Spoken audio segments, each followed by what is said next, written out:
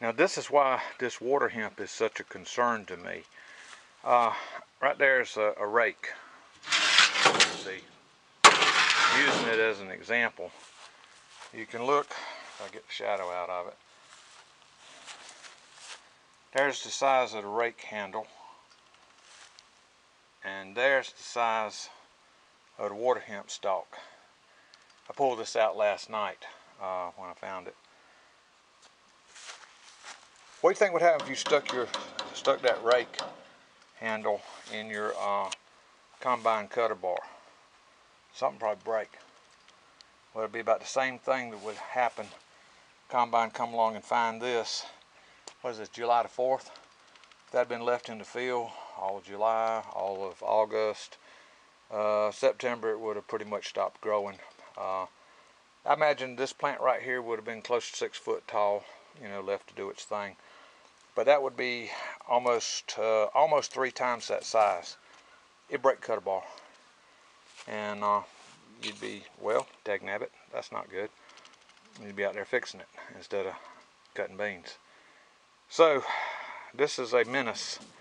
Not only does it get up taller than the beans and shade them out, steal all the water, it'll break your combine. Okay, just thought I'd show you that little demo. If you got water hemp, fight it. Soybean farmer, thanks for watching. Well, July the 4th, big holiday. Got out here, got the day off, and I got out here this morning and started doing a little grass mowing that I was so far behind, and I got this mowed. And I stopped and looked at these little beans, and they're 4-inch average on the height. A couple of them in there might be 5 inches. And I had looked at something that just struck me and gave me, it was like horror, realizing that, what was going to be here if I didn't do something. Now, I've never sprayed beans this small. I usually let them get on up a little taller before I spray them. And I have never put out the strength and chemicals in previous years that I've put out this year. But I'm going to go over here and just give you a little look-see as to what got me so upset and caused me to go take the mower off the little Ford tractor there, and then go and put the spray rig on it and get it set up ready to do some spraying.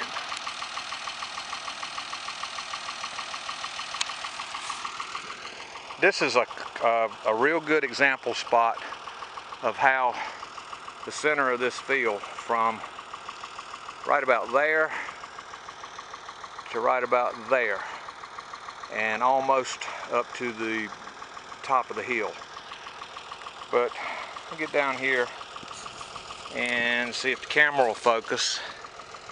Alright, if the camera's focused, it's a pure patch of water hemp. And to give you an idea, that's how tall it is.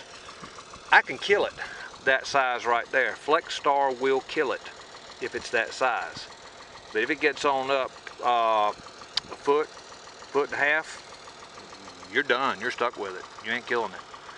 Now, there's a bean plant right here, and that'll give you an idea how tall they are, and that's probably a pretty good average. And there's more water hemp. Look how thick this water hemp is in here. And it's that same thickness all the way up the field. It almost makes me wonder if this stuff establishes a root patch underground, and when you disc land, you just cut it up and it sprouts off the roots. I know there's some kind of scientific name for that. I don't know it. But I made the decision. I went inside and looked at the weather report, and they're calling for rain to come in here around 8 o'clock tonight. Of course, the way they're pointing it out is you can have your 4th of July cookout, get it done by 6 o'clock, finish it up by 7, and you'll be okay. They don't tell the weather on TV for the farmer. But anyhow, they tell enough that you can think it through for yourself and figure it out. But I just finished spraying this little patch right here. Now I did this field funny this year. I had a section of wheat right in here, and I got those beans in the ground back in late April, and I got those beans in the ground at the same time, same day as a matter of fact. But I had to skip over this because it had that wheat on it.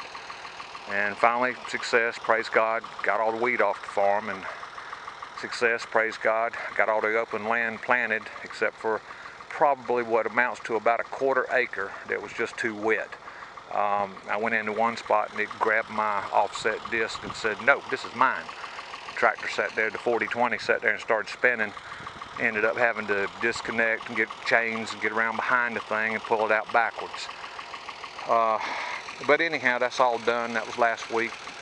I've about recovered from it. But I took the chance, come out here spraying young, small beans. Real intense spray. 50 gallons of water in the tank as a carrier. 40 plus 40, that'd be 80 ounces of glyphosate on that. Flex Star at 24 ounces. So I carried the Flex Star right on up to the max. So I am so hoping that I can get a really good kill on this water hemp. The water hemp is the big problem weed in here. I've been out here in late evenings and some early mornings. The water hemp over in this field is scattered. It's like some came up after I sprayed, but it's not an overwhelming thing. I spent about an hour and a half last night pulling water hemp, and I can get over a spot pretty quick. Just stay focused and keep moving. But I see out here tonight, I'll probably get out here depending on what the rain does. Of course, rain would make it easier to pull. If the ground's getting a little dry up at the surface, you take a shovel and go down, about 6 inches, there's still plenty of moisture in the ground, which is really good for, beans this size. They'll start shooting a root down looking for something to drink and get a much more solid, more established root base. But well, look, 7, 8, 9 days will tell the tale. Did I come out here and spray this and kill the bean field, or did I come out here and save the bean field and get rid of the water hemp? Everybody, hope you're having a nice July the 4th. Thank you very much for subscribing to my channel, and thanks for watching my videos. God bless every one of you.